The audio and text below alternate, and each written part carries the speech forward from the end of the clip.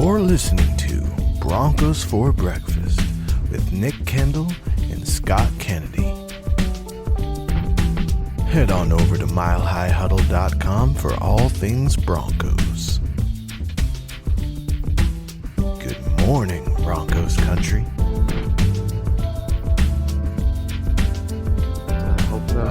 And I went and like slipped some sleeping stuff in your neighbor, so hopefully they get an extra hour and they won't be leaking your internet from you. Yeah, hopefully. We'll keep the fingers crossed there. Also, the roof is done working, but guys, we're working now. We're getting into it. Good morning. Good morning. It is August the 17th, 7:30 o'clock God's time, as we like to say, Mountain Time. Beautiful out there. Hopefully you guys in Colorado are enjoying a little bit of reprieve from the smoke, because it's all pretty much coming up here to the Pacific Northwest right now. We've been sunk in, but is what it is. Pull up a Weather Channel map and type in 30022, and there's no smoke where I am because the animals outside of my door are lining up in twos. So it's Fred's coming through. I'm right in the path of Fred, and we're getting about 4 inches of rain in the next 24 hours. So it's wet here. Really wet. Send some our way. We need it. But good morning, guys. Welcome in. This is, of course, Broncos for Breakfast, coming at you live every Tuesday and Thursday morning at 7:30 Mountain Time AM. Been enjoying the show. Been doing it since probably March at some point now, and now we're really rolling somewhere in there. Yeah, early April. Mm-hmm. So thank you everybody for joining us so far on this journey. It's been a lot of fun, and let's keep this ball rolling. Like I said, Broncos for Breakfast. You guys can follow Scott and myself on Twitter. Scott at Scout Kennedy and myself at Nick Kendell MHH. And while you guys are over there, also please follow us at Huddle Up Pod and at Mile High Huddle. Obviously a lot of good content there. You can stay up to date. And if you have anything that, we didn't get to your comment on the super chat, or you're listening to this after the fact on the podcast side of things, add us on Twitter. We're both, I can't speak for Scott, but I'm a no life nothing, so I love Twitter. Twitter's got me also, hook, line, and sinker.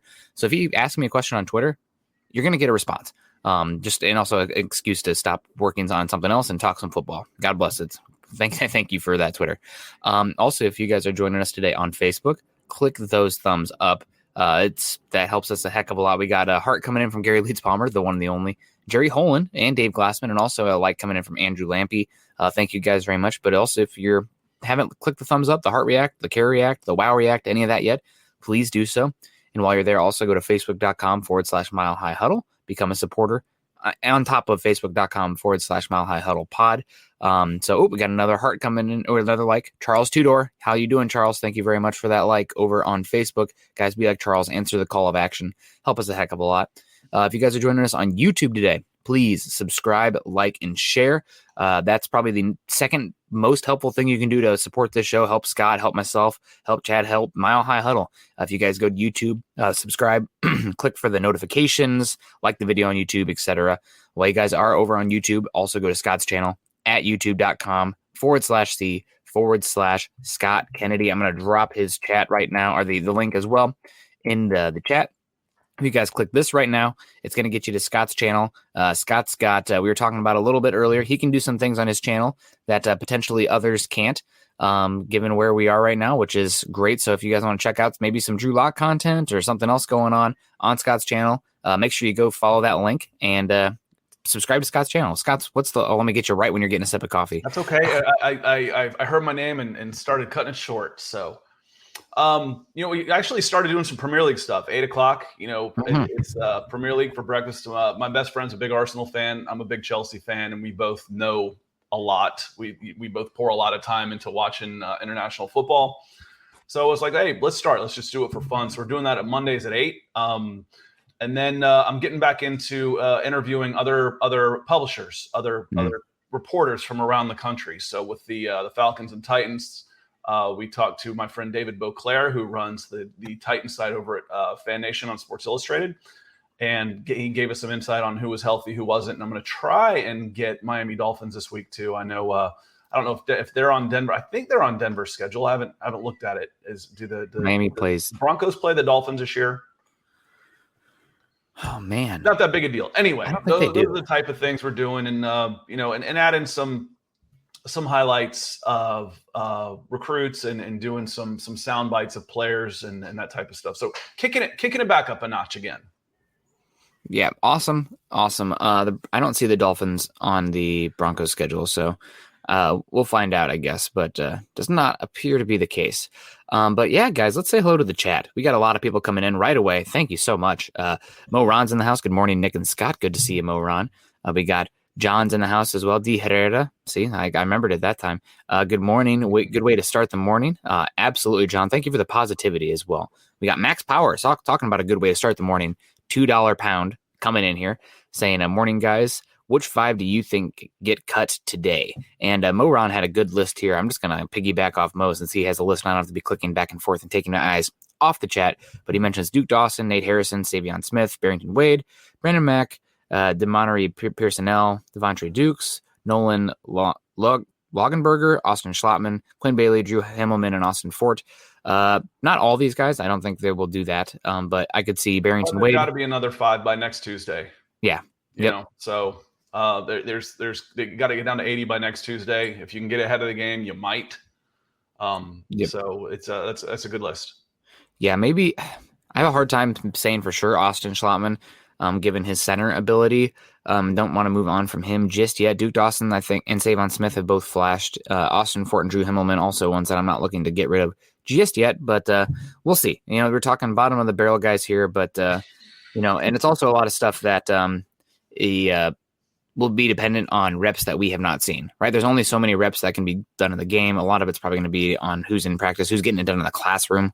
Also, guys who are like, okay, this guy, you know, we kept him around for a bit, but it's just not clicking. We're going to move on, but that's a good list. We got Lord Deer coming in with some Canadian dollars up north of the border, I believe, $6.99. Thank you very much, Lord Deer. Appreciate you and supporting the channel. If you guys want to be awesome like Lord Deer, you know, don't hesitate. We'll get to your questions if we are doing that. But Scott, we got Moron still talking here. Oh, Dave Glassman's in the house. Good to see you. Cheers to you, Dave. Jeremy's in the house. Good to see you. Andrew Lampy, always a superstar supporter. He's saying, morning, fellas. Might be stars there. Not 100% sure, but it's all great. Clee, I'm not going to say it this time because somebody made fun of me on Twitter last time because your name is a little bit naughty there, Clee. But the West Coast is burning and Afghanistan's complete success. USA, yeah. Clee, somebody was laughing very hard at me. I'm not going to let you make me a fool, but I appreciate the looks like a red snapper picture there. Jerry Holland saying, don't get to see enough of you, Nick. Well, that's the dirtiest thing I've heard all day. Thank you very much, Jerry. That's appreciate you. I've been out and about recently, but you know, taking advantage of some vacation days. Andrew saying, working out. Can I get some random clapping and support? You got it, Andrew. Burn those legs. You know, one more rep, push it out. There you going. Peter saying those are huge stars from Andrew. I'm sure Andrew's always such a star giver, so we appreciate you're a star, Andrew. We love you for that. Mr. Sir McLovin's in the house. Good morning, fellas. Got a new job, so I haven't been able to get on the morning. Well, you know, congrats. Yeah, congrats to you being a contributing member of society. God bless you.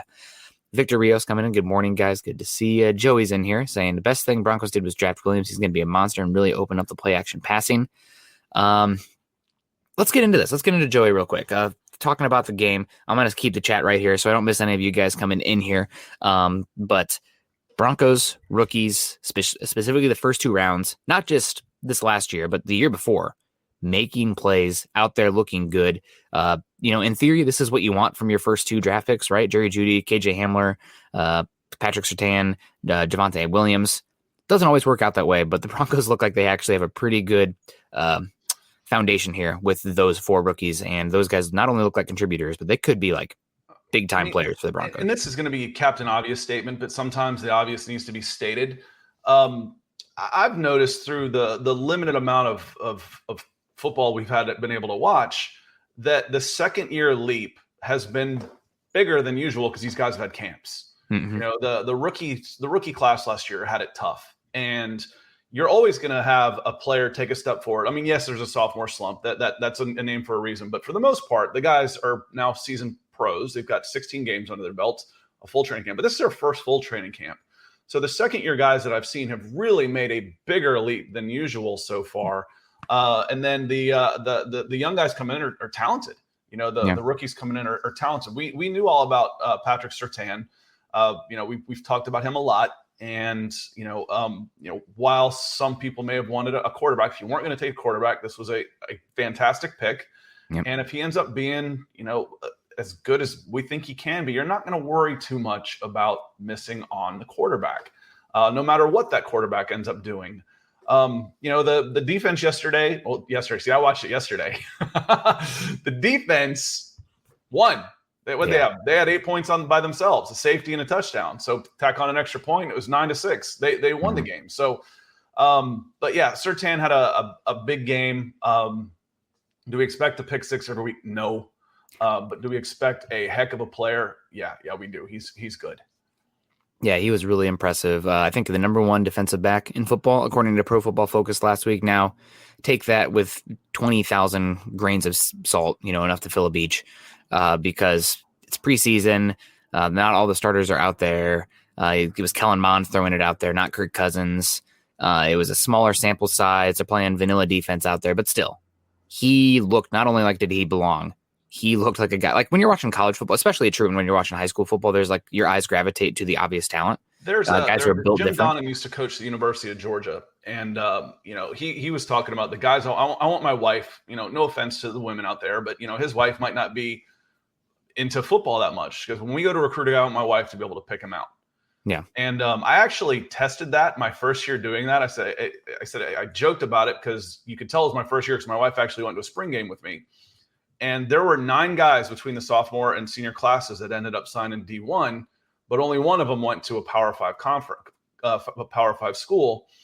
And at halftime, I was down on the field and I came up and I saw her at halftime. I said, "So who are we here to see?" And she goes, "Well, that number 1 looks pretty good." It was Paul Oliver, the may he rest in peace. But I'm like, those are the kind of guys that you want to have out there. And if you're not getting them, if you can't tell, if an idiot like me can't tell they're really good, then you're going to get beat by the guys that are getting guys that idiots like me can tell are really good. So he was a standout. He was a standout at all levels, and I think the Broncos are lucky to have him.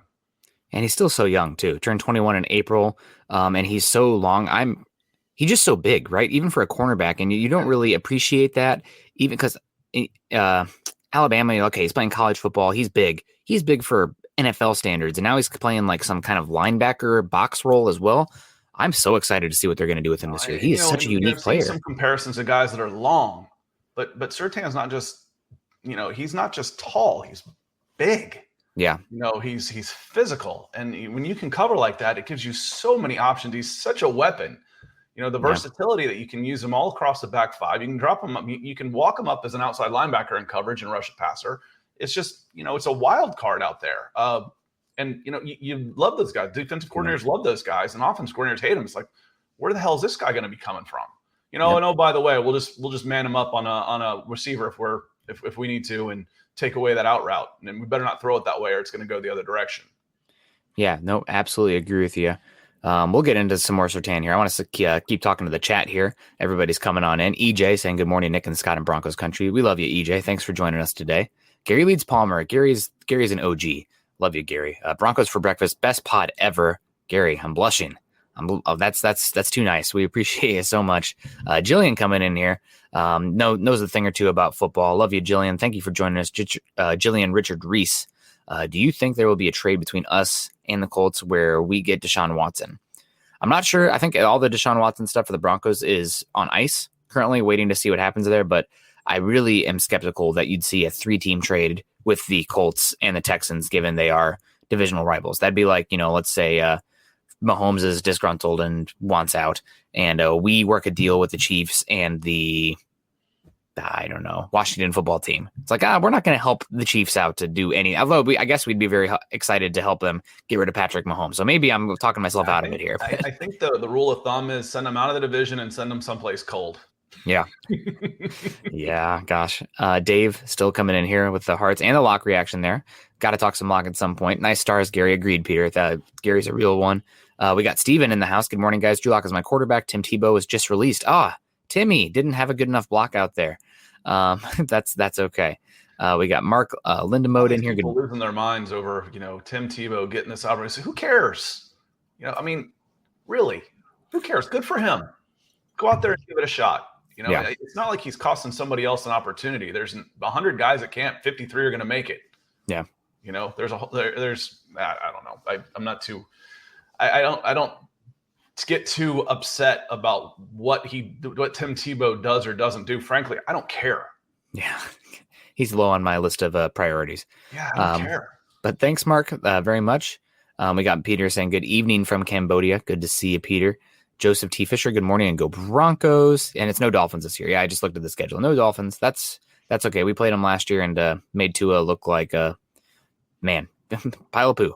The Jedi's Hut, he looked terrible. The Jedi's Hut coming in here, PS2 gives me Talib vibes. He looks bigger than Talib to me. But that's definitely a solid comparison. I think he's thicker. Talib was tall. Talib was, 6'2", 6'3", but long. Richard Sherman's long and thin. Surtain's thicker. He's I think he's more physical. Yeah. Malachi Martin saying he gave me Champ vibes, super smooth. I don't know if he's Champ Bailey. Champ Bailey is like, you're talking about a first ballot Hall of Famer there. And I know that's where people's minds tend to go for the Broncos with any high drafted cornerback, but I am very skeptical of putting anybody's comparison to a first ballot Hall of Famer. I try to use more contemporaries. Somebody for Surtain who, with the box rolls that you're seeing, with the size he has and this defense, his number one comparison, athletic profile wise, from if you go to Mock Draftable is Derwin James. And I know Derwin James played safety, but you're telling me Patrick Surtain with that body type, with the tackling, with the instincts, couldn't play safety. You're talking about playing him in a box roll. You're talking about using him off the edge in blitz packages. I really think he actually could play that super hybrid role for the Broncos, and maybe that even becomes a position for this Vic Fangio defense going forward, especially in the AFC West. Right? You're going up against Travis Kelce. You're going up against Darren Waller. Typically, you have way more value from that pure boundary cornerback, but maybe that isn't the case with Surtain. Maybe that isn't the case in the AFC West because he is such a unique matchup player, and everybody's screaming for that linebacker forever to stop the tight ends. You have now a 6'2", 6'1", whatever, 6'3", 200 and tall enough, 40-inch vertical leap. He's tall long, enough, physical. And now let's say the Chiefs are using Travis Kelce in line, and you bring Patrick Surtain in the box. You're baiting the Chiefs to run. You're saying, please run the ball. Give it to Clyde Edwards-Helaire. If you get 4 yards, so be it. You're not running the ball. You're not killing me with Travis Kelce. And that's about as good strategically as it can get, I think. Vic Fangio always ahead of the game there. But let's keep going. Greg Smith, good morning, fellas. Good to you. Aloha. Great. Aloha. Yeah, exactly. Andrew sent you guys loads of star Gary's too. Peter, where's your stars? No, Andrew and Gary, thank you guys so much. We love you. Jedi's Hut in here saying a good way to sum up last week's game is that the Broncos do have talent and potential, and it showed. It's just a matter of staying healthy with consistent and confident quarterback play from Drew. That's a big one. Also, we'll get in the game in a second. I want to keep saying hello. Dakota Whitehouse is in here. Good morning. How are you doing? Michael Ronquillo. Good morning, Nick and Scott and Broncos for breakfast. Great to see you. Nick looks very tired. Nick woke up at 6 o'clock and then was out here at 6:30, but his coffee is starting to course through him, and I can't sleep because I'm so excited about this Broncos team, guys. That's what it is. Very fun game. US Dave's in the house. Good to see you. And Trevor Sandals in the house. Morning, fellas. So, yeah, I think we guys said hello to pretty much everybody that's in here that wanted to say hello. Gosh, I want to talk some more Patrick Surtain still. He was so impressive in this game. And I know, Justin Fields, Trey Lance, Zach Wilson out here looking good, but we're going to focus on Patrick Surtain. Do you think is there any merit to Patrick Surtain becoming more of that hybrid player for a defense long-term? Or do you think if you were coaching or building a team, the end goal would be that boundary corner? No, I think I like having him being able to freelance, assuming that you can get competency on the edge, and you don't necessarily have to have a star, but assuming you can get competence on that. Now you got like another free safety out there or a shutdown guy in the interior. So we talked about it. I hate to say I told you so, but his versatility is what made him so intriguing as a player. When you've got a person who's good in coverage, he might not be the best corner in coverage, but he can do so many more things because of his physical ability that other corners just flat out couldn't do because they're getting pushed around. That's my guy. System be damned. That's the guy I wanted for a corner. I look back and, I think Clee was talking about Eric Berry. Eric Berry is one of the best pure football players I ever saw coming up. He was a quarterback, and the video he was referencing was Creekside against Westlake. Eric Berry at quarterback and Cam Newton at quarterback playing against one another. Man, that was fun. Yeah, God. But and then he goes to the Army All-American game and plays corner for the first time and was a standout. And then he goes and is an All-American safety at Tennessee and was a All-Pro safety with the Chiefs. So, and Surtain's a little bit like that, a lot like that. He's just a little bit taller. Might not be quite as explosive as Berry was, but a little bit taller. And you can use him in so many ways. You can attack the backfield with him. You can drop him back into coverage. As long, again, the key on that, though, is do you have competent corners? They don't have to be your best players. But if he's inside and I can just pick apart the outside, then he's not doing me any good. Then I need to move him outside. But that's the ideal thing is you've got, again, I've used the phrase before, wild card. You've got a wild card in Surtain. Where can he best help the team? What can I do with him to best help the team? And that's a great proposition for a defensive coordinator that likes to experiment a little bit. Yeah, and this maybe will send a shiver up some people's spine here, but there's a chance that the Broncos could go first-round cornerback again next year. I know that there's a lot of, oh my gosh, they did so much, but you're losing Bryce Callahan and Kyle Fuller to free agency next year. We know how much George Payton loves the cornerback position, and if you love Patrick Surtain so much in that kind of hybrid role where he's outside, he's inside, doing everything, it would make sense to keep investing in that cornerback position. It is very valuable. It's a position where depth matters. And I definitely was, scoffing at it at first, thinking about it. But I definitely think it's a viable thing, especially with how this roster is stacked up right now. There are not many the obvious argument needs. Against him when we first started doing this was a system fit. Is he the system fit? I need a guy that can turn, flip his hips and run.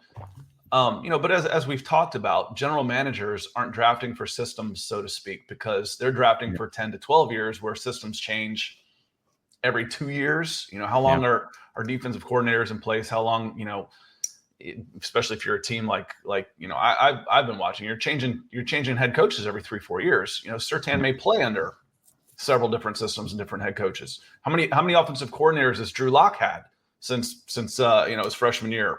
6. So you got to be careful drafting for a system, because as soon as the system changes, you don't want to then hamper your team. So, was a big fan of Surtain. He's got a long way to go. It's early days, but the early returns are really, really good for him. Yeah, I see people in the chat. No, Nick, there'll be a second, third round pick. Take Malik Willis. First pick will be a right tackle. Right now, I'd probably put money on edge or offensive tackle being that first pick for the Broncos. Putting quarterback in a box completely, because I don't want to open up with that. We'll get to quarterback here in a second. But I think cornerback is a sneaky position. When you're losing two starters, especially with how they seem like they want to use Surtain, I would not sleep on it. There's a lot of factors pointing that way. But let's get into Drewlock. And the first thing I want to say with Drewlock is, 5 for 7. That 80-yard touchdown was beautiful. I know KJ Hamler was open, but that's what he's supposed to do, right? Like that's you can't fault him. Oh, the guy was open. Well, he hit the guy in stride for a touchdown. You can't do better than that. And I wanted to give the floor to you because you talked about a play that I was going to bring up, but you've already dissected it, and I like the way you're doing it. I needed some coffee anyway. Yeah, the 80-yard touchdown is nice. That's more on Hamler than Locke. I mean, you got to make the throw, but that's a throw that every professional quarterback should make. So, he made it. And good for him, and it's great for the stats, but that wasn't the play that made me kind of stand up and think, okay, we've seen a maturation process here. What I did like about that long play was he trusted his offensive coordinator. Somebody saw something early, because he pointed directly to the sidelines and was like, you called it. And what I also like about that play was the first play after a safety. Take a shot after a turnover. A safety is basically a turnover. Take a shot. Cameron Bynum, I don't know what he was doing in coverage there. Looked was like it Dantzler? Come up and jam Hamler. I think that's who that was, right? It was 43. I think it was Cameron Dantzler. Bynum. I'm looking at two different depth charts here. I was 43, and I wrote down numbers as I was watching it. But the play later was 3rd and 4 on the second. I think it was the second touchdown drive, and it was a 4-man rush, and he stood tall. He stood tall in the pocket. He trusted his offensive line, and he went through. You could watch him because they had a perfect behind the camera aerial view behind him as the pocket develops, and you could watch him. He never puts his eyes down, not once. He goes, check 1, check 2, check 3. Jerry Jeudy's available. You give a guy that much time, someone's going to be open. Jerry Jeudy was wide open, nice little catch and run. But so many times you see a quarterback starting to get happy feet a little bit, or as soon as he takes his eyes down from downfield and starts looking at the rush, it doesn't go from check 1, check 2, check 3. It goes from defensive end to defensive tackle to defensive end. I go, oh crap, sack. And instead, he looked so calm in there and so poised and delivered a strike over the middle. I'm like, that was nice. And then he finished off that drive with a bootleg. And the play action, we talked a little bit about that. 2 runs for 25 yards or so to open the game just set the tone, because then the play action was wide open. But, a nice naked boot, and he's got 3 receivers running into the quarter of the end zone. 2 of them were covered. One of them was open, threads the needle, picks the right guy. Drewlock looked fantastic. He did. And, working against the ones all week with the Denver, working against Surtain and all those guys in the Denver defense, going against the 2s in Minnesota must have felt like, pitch and catch. Yeah. So the defenses will get better, but he's practicing against as good a defense as he'll face in the league, and that's going to be good for him and Bridgewater. Yeah, absolutely. Good. Shane Daniels coming in here. Good morning. Good morning to you, Shane. What is your opinion on the offensive line play? Very hard to take definitive takeaways from the offensive line, considering the Vikings are playing second and third string defensive line out there in their front 7. And that's another takeaway I have from this game is Drewlock looked great in this game. I don't think he even felt like the condensation from another player's breath. There was that one play where he stood in the pocket and stood tall, and he did get jarred, not hit very hard, but he did get touched. But the offensive line was great. Drewlock in that one play, he just had to stand there and go through his reads, and he kept his balance and he kept in a striking pose, but he didn't have to navigate the pocket at all because the pocket was beautiful. And that was an issue for Drewlock in the past. He'd get off his first read, and if it wasn't there, he'd panic and be looking to run around. You'll see a quarterback. You can watch their helmet. It comes down, and as soon as they take their eyes off downfield and start looking at the rush in front of them, they're in trouble. Mm-hmm. And as tall as he is, there's no excuse for it. You keep your eyes downfield. He's a lot more mobile than I think people get him credit for, because he's an athlete. At one time, he took 3 strides and picked up 6 yards. I'm like, he's not a bad runner by any stretch of the imagination. No. So, terrific game. You couldn't have asked for anything more from Drewlock, I don't think. I agree with you. But a lot of people are also crowning him. Oh man, see, everybody doubted him. It was 5 completions in a quarter and a half, and he answered all the questions he possibly could have answered, given the parameters of the game.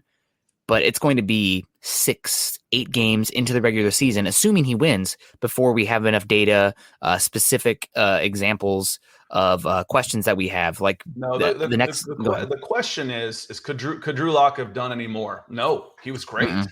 He couldn't have. Yep. Is the quarterback position settled? No, it's too small a sample size. Yep. First preseason game on all that. It's too small. So there's still questions to be asked and answered. But the first test, the first question, Drewlock answered with, he passed with flying colors. Yep.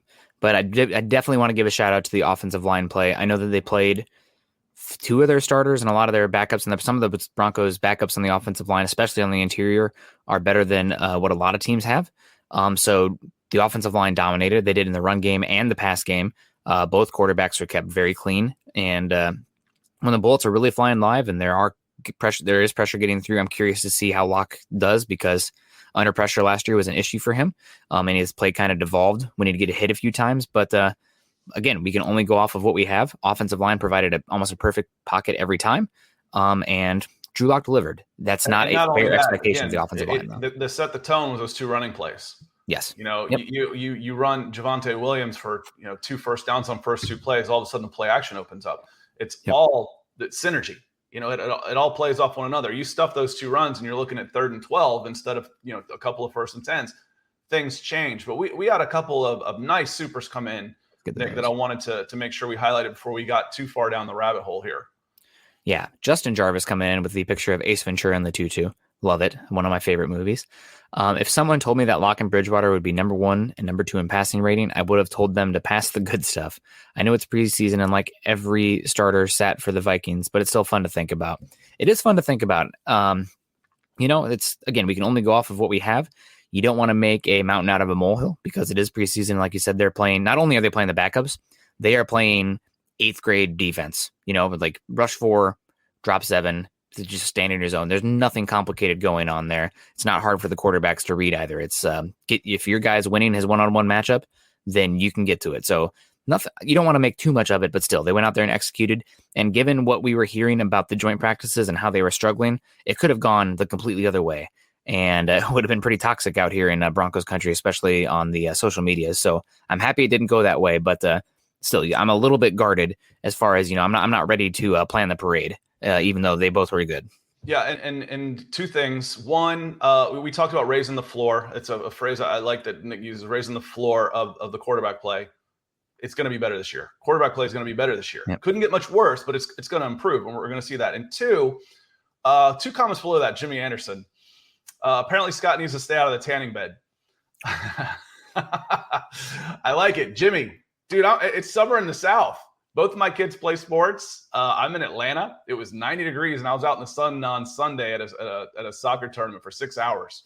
So I've just worked up enough where I'm not turning beet red. Come December, I look like a dead man. Light eyes, light skin. I look like a corpse in the winter. I'm a much better summer than winter for sure. So no tanning beds for me. I did that once in high school and burned my butt, literally burned it. Oh, never again. So this is just too much sunshine for me, dude.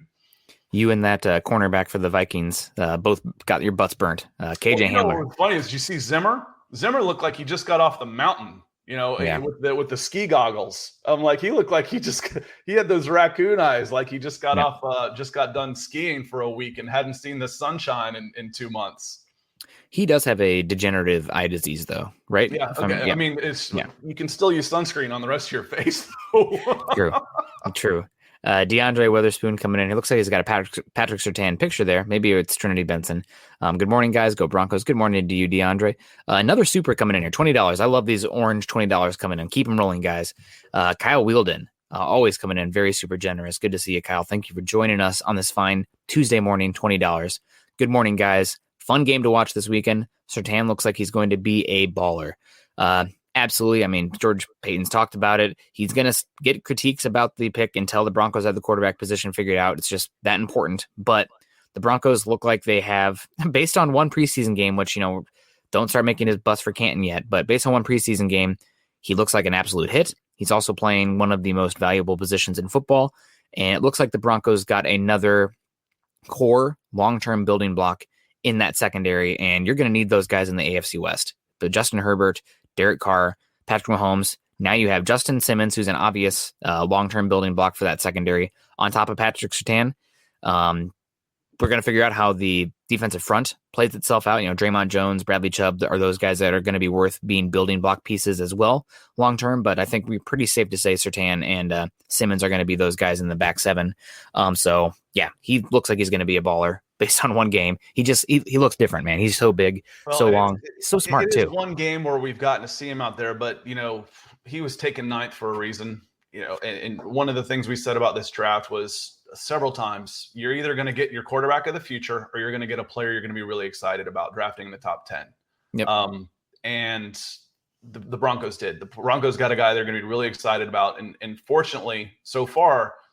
He's living up to that. This isn't a surprise. Like, whoa, this guy's really good. Yeah. We knew he is really good.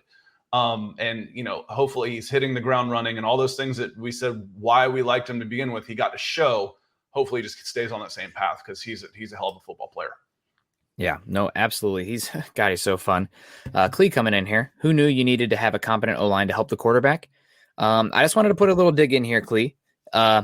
George Payton was asked about what is a franchise quarterback earlier this week when joint practices were going on, and he mentioned specifically a quarterback who can deliver and execute the offense and make plays, even independent of the offensive line. So having a competent offensive line definitely helps a quarterback, but we're not questioning Drewlock, the starting quarterback. He was top 30 last year, and he should be top 25, 20 range this season. Maybe better, but that's what you're hoping for. However, the question then becomes, is he a franchise quarterback? Is he worthy of a second contract? We have a long way to go yet, 2 years. I would use those full 2 years before having to answer that question to get as much data as possible. But that's next level stuff. And also how good the offensive line was in this Vikings game. I don't think that is a fair bar to set. That's like expecting the best offensive line in football every week. Only one team can be the best, and that's not a sustainable model for success in the NFL. Yeah, but again, we talk about level of competition when we're doing evaluations. Yeah. You can only do what's put in front of you. The players that were put in front of them, they dominated. They dominated them. That's all you can ask. Okay, now let's take the next step. Now let's see what happens next. It's going to get harder and harder as we inch forward toward. It seems like we're years away still. It's coming fast as we get closer to opening week.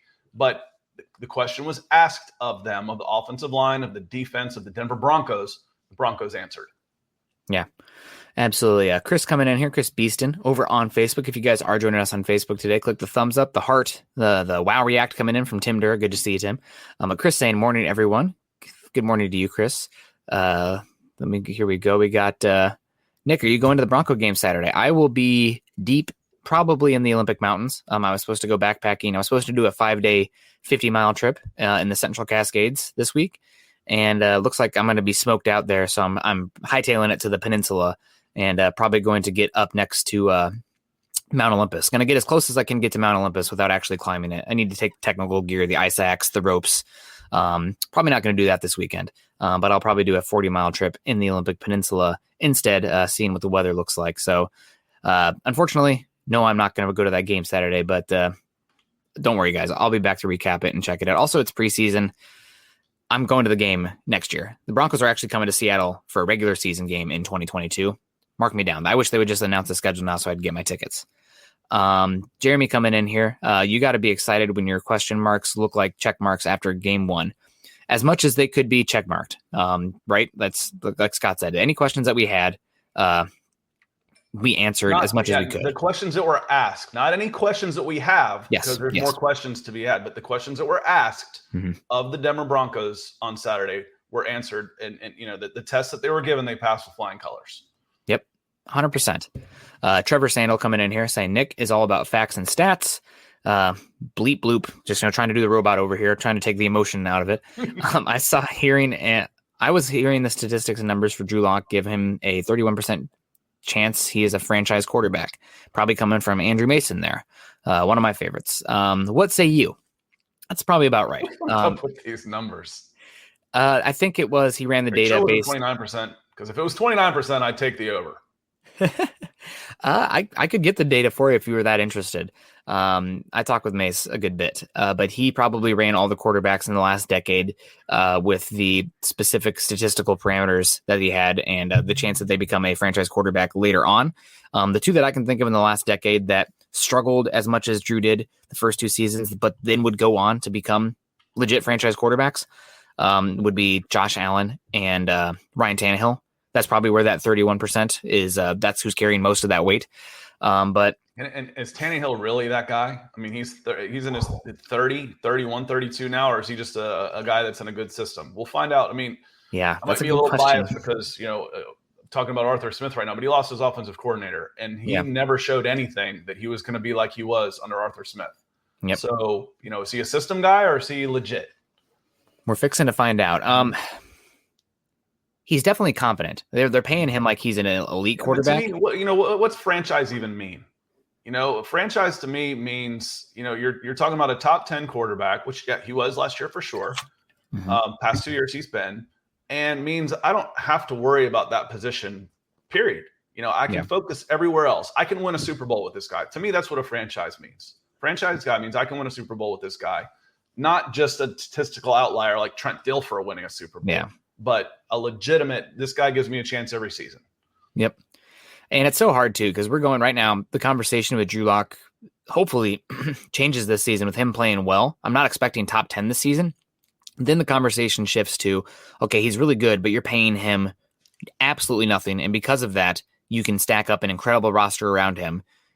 What's to say that paying him that second big contract, that means the Broncos don't turn into that second contract Andy Dalton Bengals team? Because Andy Dalton with the Bengals, when he was on a rookie contract, that team won the AFC North multiple times. They had one of the most talented rosters in football.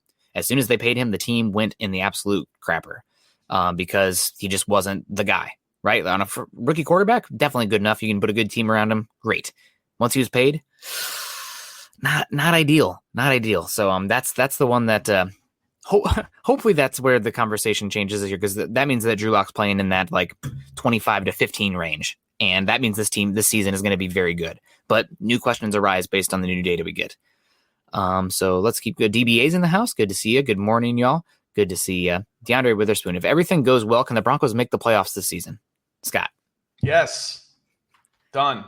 Yes. You get average quarterback play, and you're talking about not just making the playoffs, but being dangerous in the playoffs. Mm-hmm. And last year was not even below average; it was bad. Below average is a step up. Average is good. Average quarterback play this year. Everybody stays healthy. Not everybody, but at least you're not decimated by injuries again. Yeah. With a little luck, with the injury bug and average quarterback play, and this team is dangerous. It's not just making the playoffs, but becomes a tough out in the playoffs.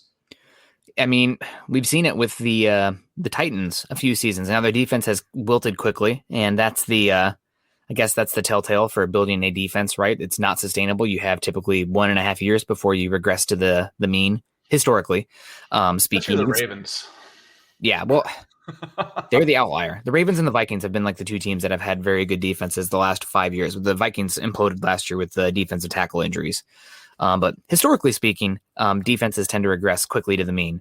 But for the Broncos this season, they're very much, I think you could make an argument that they could be like the Titans 2 years ago when they knocked out the Ravens. Number 1 seed Ravens. That team had a great defense. They got after the quarterback, and they could run the heck out of the football. Now, Denver doesn't have Derrick Henry, but they also have better pass weapons. That means that they could potentially dictate box numbers differently than what the Titans could do, and arguably a better defense. So, especially, I'm sorry, guys, I know we're talking about the Broncos making the playoffs.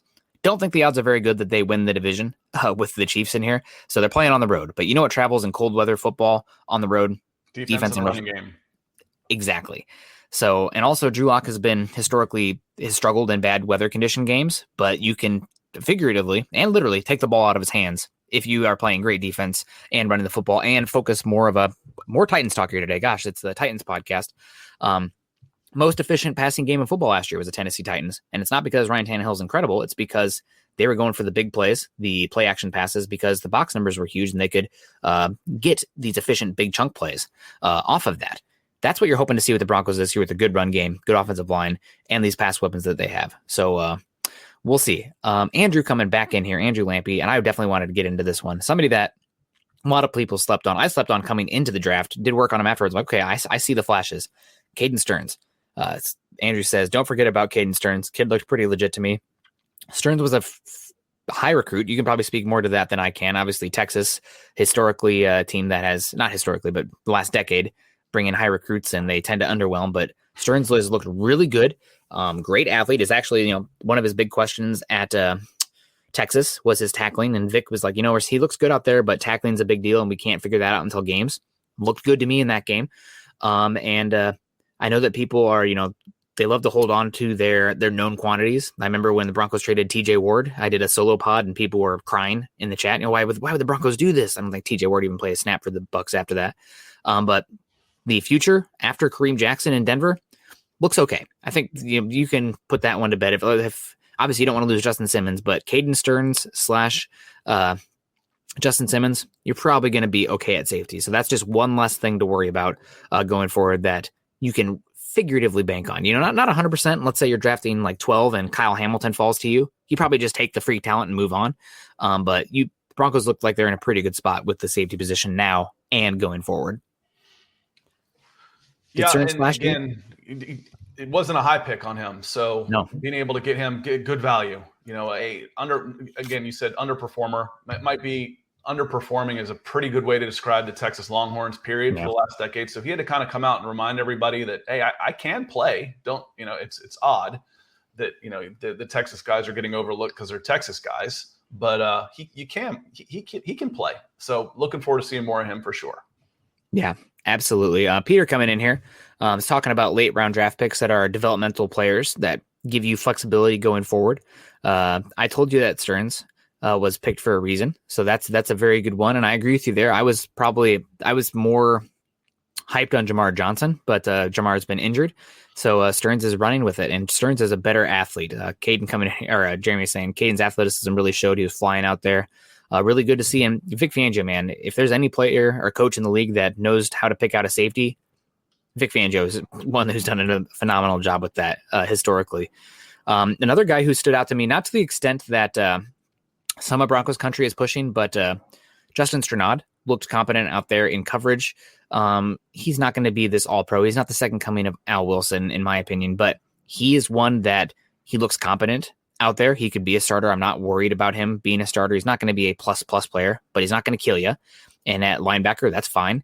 And he's another one where even if he doesn't start this year, he's filling in for somebody as a starter in 2022 and beyond. And that's just, again, one less thing to worry about. You don't have to use a premium resource on a linebacker if you don't want to. You don't have to shell out crazy money for the linebacking position. And Broncos having that in their back pocket with Josie Jewell and Alexander Johnson both set to hit free agency this next year gives them a lot of much needed flexibility at the position. He caught my eye quickly. His lateral, he's very good laterally. Yes. His side to side, chasing down tight ends in the flats, running backs in the flats.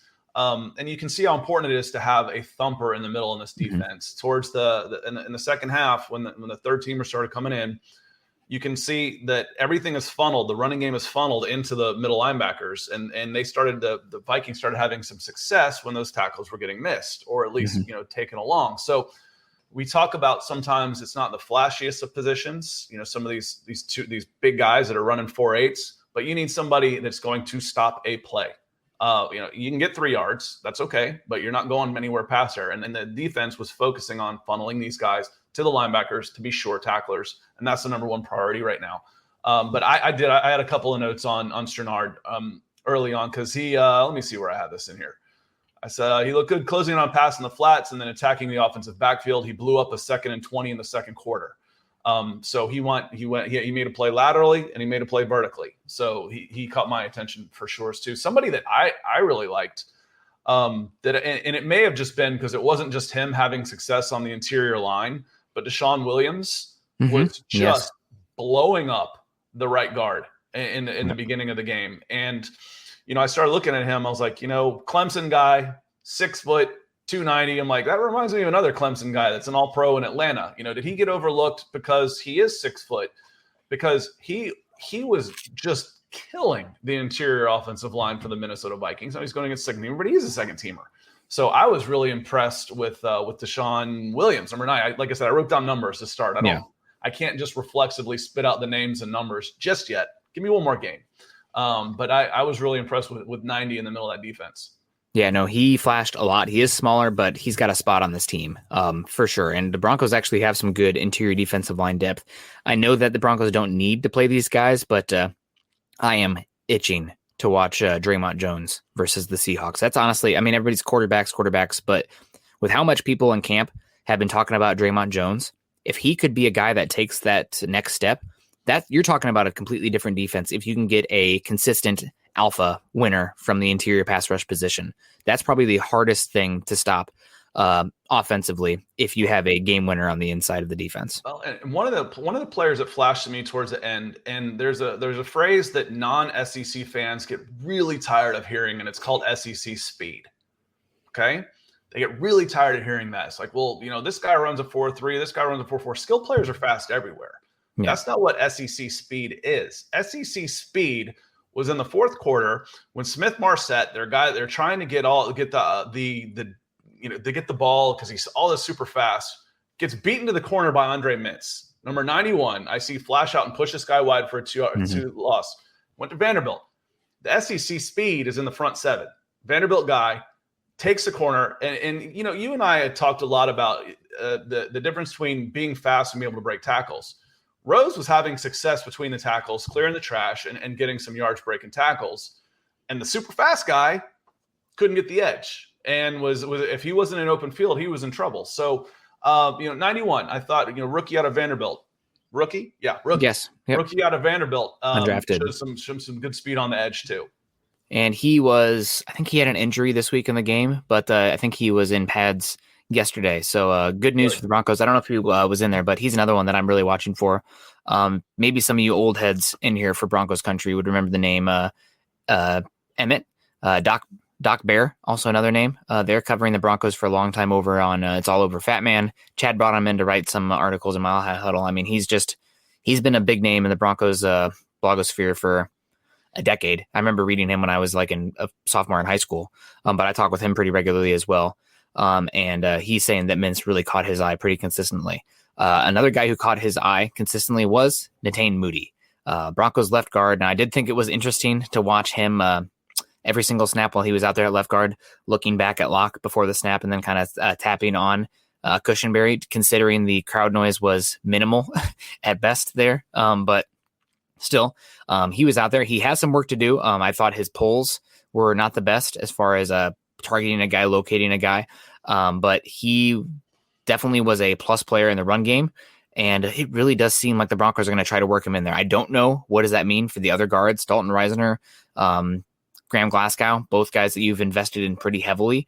But it does seem like Moody is very much pushing for a job, and he could easily displace somebody if either Glasgow or Risner struggle and this team decides they need a bump in the run game. Just looking at the team on a spreadsheet, Glasgow's name is circled based on that salary.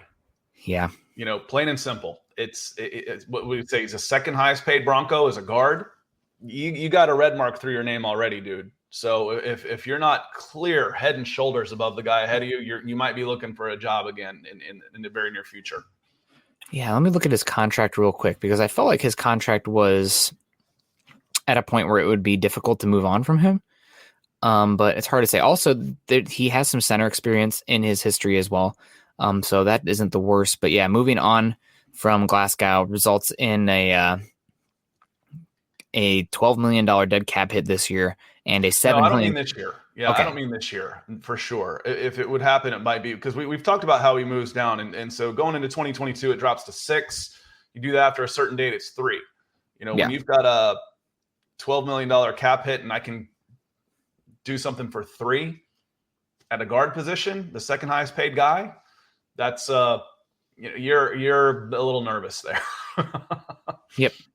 I totally might be talking about restructure. Let's get an extension in there, do something like that. So again, the contract, it just looks odd when you look through everybody's teams, and the second highest paid guy is an offensive guard.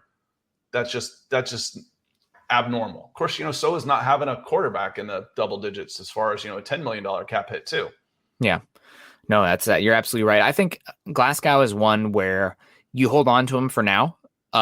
But if you do trade him this year, it's a $3 million dead cap hit this year and $6 million next year, but $8.5 million save. If you trade him this year, Nick, there was a question here earlier about maybe trading. I think it was Kareem Jackson for a 6. Right now, I wouldn't trade anybody in the 2 deep. No one. There's no reason to, unless it was for a player, unless you could get better, but not for a conditional pick or anything like that. I wouldn't trade anybody in the 2 deep for a draft pick. You're going into the season. You think you've got a chance, depending on the quarterback play, to make a run in the playoffs. Yeah. I need all those guys. I don't need cap relief. I don't need a 6th-round pick. I need veteran leadership, and I need my players. Now, if I can make a swap and get better at a position because I can get a player right away, that's different. But I'm not trading a guy for a conditional draft pick down the road. Not right now. No way. I agree with you. But I was leading up to Glasgow. You're holding on to him now. But let's say the Broncos are 2-6, 3-5, approaching the trade deadline. Now here we are. That's when you're trading the likes of Glasgow, maybe even a Risner. Also, if you're not happy with how he's fitting in the more power-centric scheme, to fit in a Moody and get some young blood in there, get some extra draft capital, give yourself ammo next year to do what you want, as well as some extra cap space. Yeah, when I'm talking about, I'm talking about like right preseason, heading into the season for stuff. Sure. Once the season unfolds, everything gets reset. Then you reset what your goals are for the year and for the next year as well. So we will we'll revisit that in in October. Yep, 100%. The one guy that one guy stands out to me as far as who could be traded, and I agree with you. There's no reason to player for player trades. For one, hardly ever happen in the league. But also trading guys off the 2 deep. The only one that comes to mind where I'd be like, okay, maybe, is Tim Patrick. You're going to say a wide receiver, aren't you? Yes. Tim Patrick. I love Tim Patrick. He's a great player. He's not as good as Cortland Sutton was at his peak. Both those guys are going to be free agents at the end of the year. and you need reps for the likes of KJ Hamler and Trinity Benson. So those are the ones that if let's say you can get a 2022 4 and a 2023 4 or a 2023 third for moving on Tim Patrick for a team that needs wide receiver help now, and you're already like, man, we love Trinity Benson, we love Seth Williams / Tyree Cleveland or one of these other wide receivers. We don't have the space for them. I would be okay taking a step back with those guys, with Tim Patrick and whatnot. I know it's a risk because Sutton can stay healthy. That's something, we don't know. But if it means you can get extra ammo, especially in those mid rounds where, look, we're just talking about all these defensive players this cycle, all these mid round guys that have been developmental. You're talking about getting more of those type of shots there, more cheap contracts so you can spend money elsewhere. That's the only one where it's like, I don't want to. But if somebody offered me value and it was like the difference of me keeping Trinity Benson, who deserves to stay on this roster after what he's done, I would consider it. That's the only one. One of the plays that may have gone unnoticed, or it may have been picked to death already. We're a couple days into this since the game, so it may have, everything gets overanalyzed. But Benson, the 2 touchdowns are going to catch your eye, and he was open. Some other stuff too. But the one immediately where I noticed was the first punt of the game. It was short. It's like a 35-yard punt, and Benson just comes flying in. Yep. And makes a fair catch. Those are the hidden yards. That thing takes a bounce on artificial turf. It can go 25 yards the other direction. Yeah. That's fearlessness. And then he had it was a return after the safety. So that was a punt after the safety. I said, he just looks fantastic in the open field. So, he caught our eye off 2 special teams plays before he even caught a football. And then he had the 2 touchdowns. So making the roster, Trinity Benson is, it was great on special teams, great at receiver. He was my player of the game. Wow. Player of the game even. Man, that's awesome. That's just the one where, and I see people saying, it's definitely risky to move on from a Tim Patrick because of the unknown of Sutton, how he's recovering, and how good he was last year. But if you're getting, let's say if I can get a 2022 fifth and then a 2023 third, that's just good business. That's way more than you're ever going to get for him for moving on in the compensatory. So it would be tough to say, but it's definitely something you have to think about. And we had a $2 super coming in. Oh, super is starting to come in here. You guys must know it's almost time to go. Once those supers come, we can't go. Looks like our closer just came in. It must be time to go. So yes, exactly. Casey coming in here. And for you guys for being top notch. Casey, you're top notch. Thank you for the $2 super over on YouTube. We also have a $5 super over on YouTube saying best MHH show by far. Thank you guys. Well, thank you, Moran. I'm glad that the morning show is getting some love. Appreciate the heck out of you guys for that. We again, I've said it before. We weren't sure how this would go. Scott was looking to get in the live stream game, and he said, "Well, what about a morning drive?" Chad said, "Okay, I got a guy who's chomping at the bit to do some more football stuff. This is my favorite medium, if you will, as well. And I also enjoy the football talk with Scott here and the chat. So it's great. Broncos 17-0 coming with the super sticker, $20. I'm going to say it's a super sticker of Natain Moody flattening a guy. That's what I'm picturing. That's my MVP from the game. Moody was very fun. El Bronco saying Scott is a low key hater. SMH. Okay. Well, El Bronco, I would say that Scott is same thing that people called me a hater before. I'm just saying data and leaving it up for interpretation. So if that makes me a hater, you hate reality. Who have I hated on? I've been nothing but positive. Who have I hated on here? Yeah, I can't even think of any. But the key is it's when in daily life, as far as fandom, it's not even low key. I'm absolutely a hater. You grew up a Cleveland-born Atlanta sports fan. You hate everything. This is fun because I have an emotional connection with this Broncos community, but not necessarily with the team. So I don't have that same sense of dread when the Denver Broncos are playing that I do when anybody else I happen to watch is playing. I'm a miserable person to be around during games of fans that I watch because everything is going to go bad. I'm one of those guys that bitches about everything. I know that they always say that perfection is the enemy of good, but I started this gig and becoming with the platform and whatnot during the end of the Peyton era, beginning of the Trevor Siemian era, if you can call it that. So always nitpicking, right? It was always something. If it wasn't the offensive line, it was something on the defense, et cetera, et cetera. So we're getting it going. But Here we go. Big Floppy coming in here. So let me get this straight. Super chats show up and then you guys log out with your beer money. What a gig. I call it my REI fund.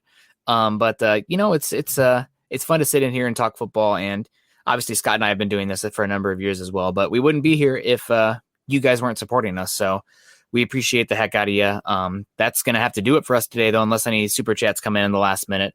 But that's Broncos for Breakfast, guys. We're going to be back at you Thursday morning, same time, same place, 7:30 Mountain Time. You guys can catch us on Twitter, Scott at Scout Kennedy, and myself at Nick Kendell MHH. While you guys are over there, follow us at Huddle Up Pod and at Mile High Huddle. Thank you for everybody for answering the call of action with the like, the heart, and the wow reacts over on Facebook. But if you haven't done that yet, please smash that like button. That goes for YouTube as well, but specifically the Facebook people right now, I'm talking to you. Give us a like react, give us a heart react. We'd really appreciate that. And while you're over there as well, go to facebook.com/Mile High Huddle. Become a supporter today. What are you waiting for? The season's here. Everybody's hyped. Broncos, both top 2 quarterbacks are the number 1 and 2 rated quarterback in football. Now's the time to get in, man. Let's keep this momentum going. It's going to be good times as long as that's continuing. Facebook.com/Mile High Huddle is pod as well. Follow us there. If you guys are joining us on YouTube today, please subscribe, like, and share. Hit that little bell icon to get alerts for when we go live, when something new comes up. It's not just the live streams. There's video breakdowns. There's the Trickle corner as well. So there's the Kelberman corner as well. So keep on that while you guys are over on YouTube. Also, make sure you go to youtube.com/C/Scott Kennedy. I'm going to drop his sub in the chat as well. Anything that new going on there? I know you've said you've been doing the Premier League. What's going on football wise? I'm sure you got some Falcon stuff going on. Yeah, doing more Falcon stuff, cutting up some of the interesting sound bites. I know press conferences can be just unbelievably boring. So you need somebody to filter out the 60 seconds of what's interesting out of a 30-minute press conference. So trying to do a little of that, and going to start doing some intros on into those things, some newsers type stuff, and we'll get close to start doing some fantasy football as well. So. Got any requests? If you guys are there, like I said, football is nothing without fans. So if you got any requests, I'd be happy to hit some different topics. Just let me know. I want some Tyler Linderbaum cut ups. How's that? There's the Tyler Linderbaum Bronco, or it's the Iowa Hawkeye Center. There's a video out there. He's a wrestler from Iowa, and there's a video from him wrestling Tristan Wirfs for the wrestling championship and pinning Tristan Wirfs. Incredible. High school guys, I love the wrestlers, especially on the interior line, linebackers and running backs, because they're balanced. You try and cut block a linebacker, doesn't happen. They just sprawl. They're constantly on their feet, and then the interior linemen as wrestlers, it's all grappling. It's all grappling and using your balance and your leverage. So, multi-sport athletes are better players, and you can take something from one sport to whatever sport you choose. And the crossover between wrestling and football is fantastic. So I love the wrestlers, love them. I want my quarterbacks to play baseball. I want my perimeter players to play soccer. I want my front 7 and offensive linemen to wrestle. That's everybody running track in the spring. Yeah, maybe some basketball as well out there. But let's say hello to all of our super chats here that came in today. You guys were really supportive, and we appreciate that. Hopefully I don't miss anybody here. We got Max Power, Lord Deere, Gary Leeds Palmer, Andrew Lampy, Matthew Martinez, Justin Jarvis, Kyle Wilden, Casey Sheet, Mo Ron, Broncos 17-0. Thank you guys so much. I feel like there were some superstars in there from Facebook that we missed. So we Peter, certainly, if we did, we apologize. Make sure that you get called out. Gary's good about that. Dave's good about that for Thursday. Yep, absolutely. So, guys, we will see you out of here. He said, sorry, no starts. You're still waiting for things to be set up here. That's okay, Peter. We appreciate you. We love everybody joining us today. Everyone have a great, hopefully smoke-free day. Go out there and get it. Stay safe as always, and we'll see you guys on Thursday. But until then, go Broncos.